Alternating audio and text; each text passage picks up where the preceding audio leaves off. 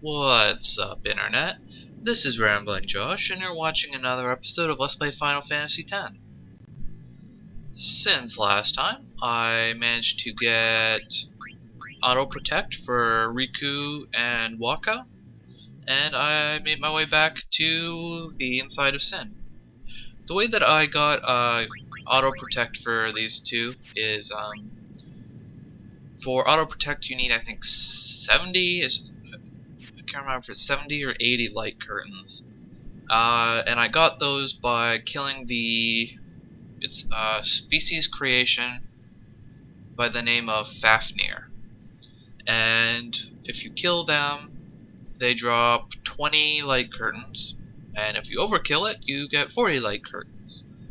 So I just did that a few times, and voila. So let us explore the inside of Sin. Now this place is a lot like the Omega Ruins. And as you can see, you fight similar creatures to the Omega Ruins. You actually fight a lot of adamantoids in here, I find. But I've already captured 10 of those.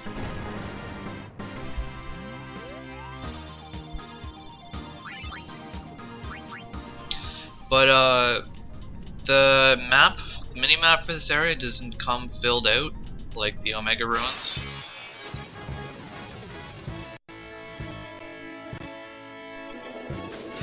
Here we got a couple of new enemies, or a new enemy anyways.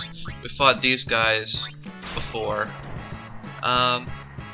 These are exo-rays. They're just new mushrooms. Honestly, by this point, if you can't one-shot them, then you're probably doing something wrong.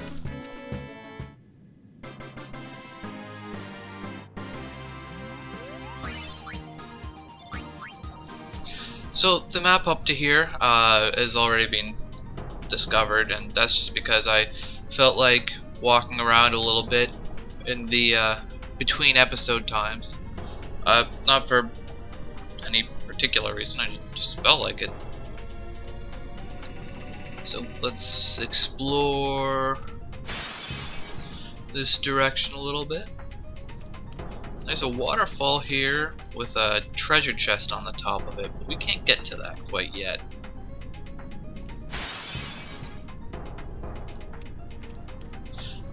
Now at this point I want to talk a little bit about what the remainder of this LP is going to look like. And this path here just kind of loops back to the front, so I'll fill that in.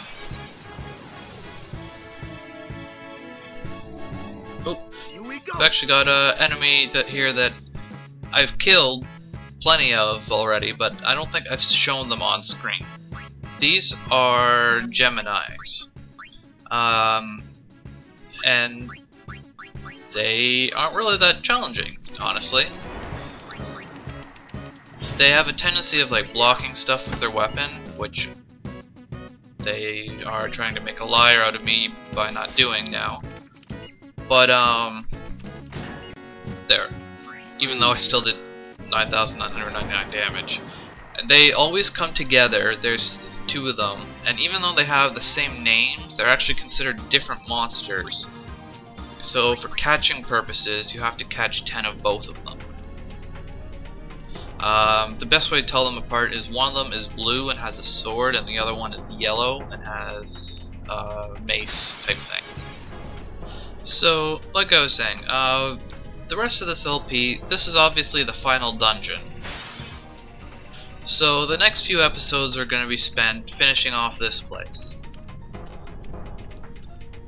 And let's see, I wanted left here. So once this place is done, obviously you're going to fight the final boss and all that stuff. But once that is done, I've got a bunch of kind of post-game content that I want to show you. And a lot of the stuff that I've been doing, like capturing monsters and getting obscenely powerful, has been kind of leading up to that. So that's probably going to be a good amount of stuff to do after I technically beat the game. And even after that, I've got a little bit of a surprise that I've actually been working really hard on for a while now. So hopefully you will like it. So anyways, I've just kind of gone along the left side of the dungeon here. Oh, and here we have a new enemy. This is a behemoth king. Now, why am I healing with Titus? Or I don't even know where that came from. Stealing with Titus. I want to attack this guy with Titus and Waka, but I don't want to attack it with Riku because I want to capture it. So this guy doesn't do anything super bad, just when you're attacking it and stuff. But you can see this little description at the top there. It says retaliates with meteor when defeated. So that's something that you definitely want to watch out for. Okay, you cast Mighty Guard, which that's not particularly threatening. So this meteor can be pretty dangerous. If you're not as obscenely powerful as I am, you probably want to prepare for that by... pretty sure it counts as magic, so you'd want to cast Shell on your party, and I'm pretty sure you can magic break him. And you might want to... if that isn't enough, you might want to cast Auto Life on your party, or at least one person. If you actually have Auto Life. In the international version of the game, you can actually circumvent Meteor if you capture the Behemoth King. But that only works 10 times. So we've gone along the left side and we're kind of coming around this path again from the bottom. And when I say the bottom, of course, I mean the top. See, the path just kind of connected on the minimap there. So here's that chest we were looking at earlier. So now we can go down the waterfall and we're back to square one. So now we come back up this way once again.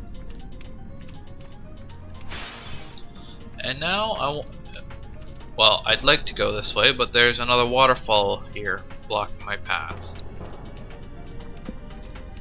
So instead what we have to do is come around this way once again and kind of swing around the top here when we're not walking into the scenery. So just come around here, and over there to the left is where we got an elixir just a minute ago. So this time we want to hang a right after we kind of get to the top here. So head on over this way.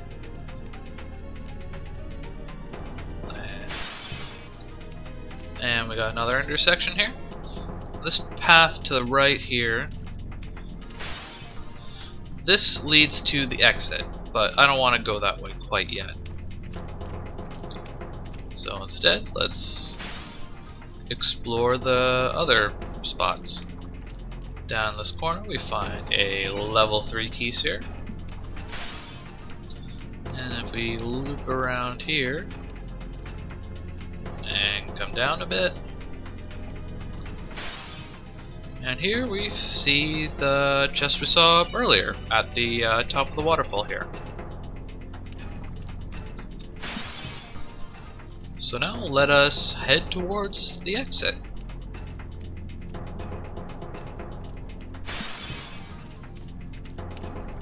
So come around here and it's basically a straight shot from this point. There's no side paths, deviations in the route.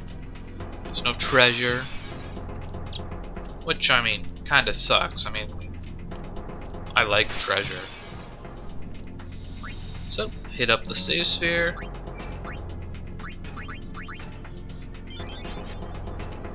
And we're on our way.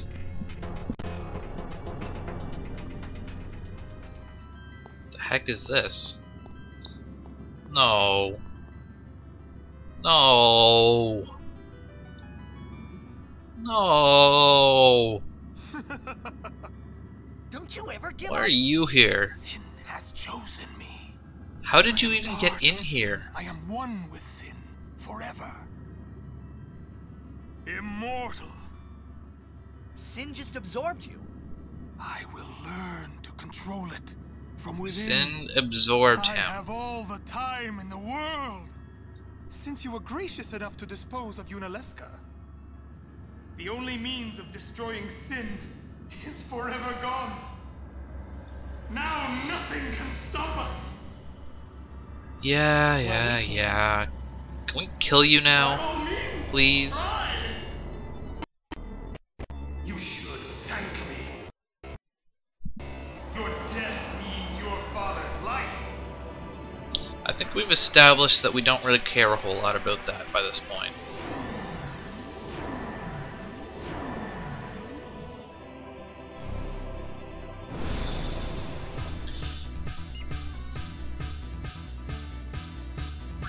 Now, theoretically, I could finish this off in like 2 seconds. At least I imagine.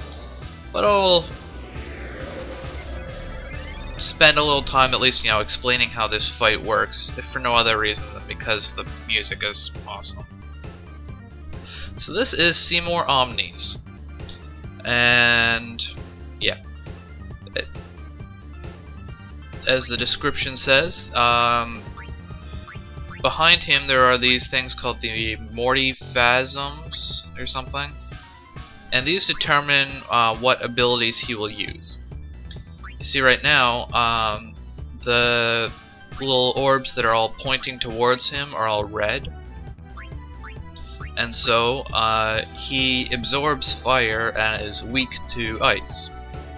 So what you normally want to do is kind of take advantage of that, and I think eventually he uses an ability that will like rotate the things around, so you want to use Waka to like, or I guess any long range attack to spin the things behind him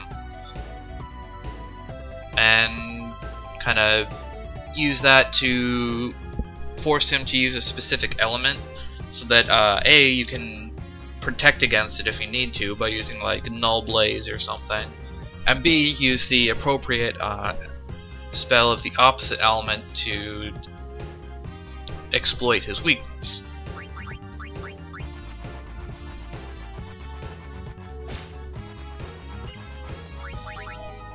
And with that said, it's about time to finish him off. Yeah. All that build up and he died in one hit. It's a little disappointing, but oh well.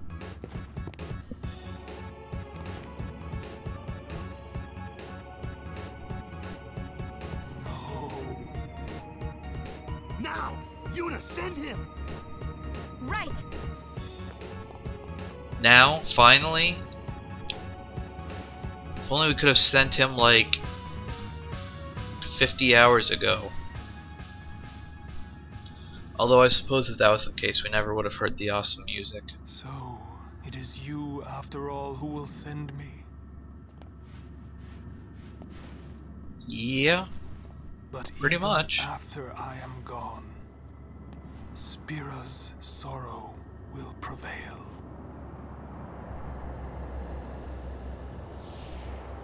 Somehow I don't think so.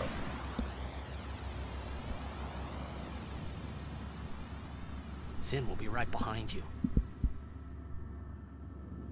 I don't know if there's room in the far plane for Sin.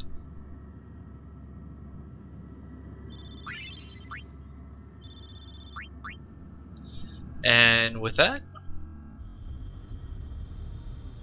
find out next time what awaits us inside Sin on Final Fantasy X. Catch you later.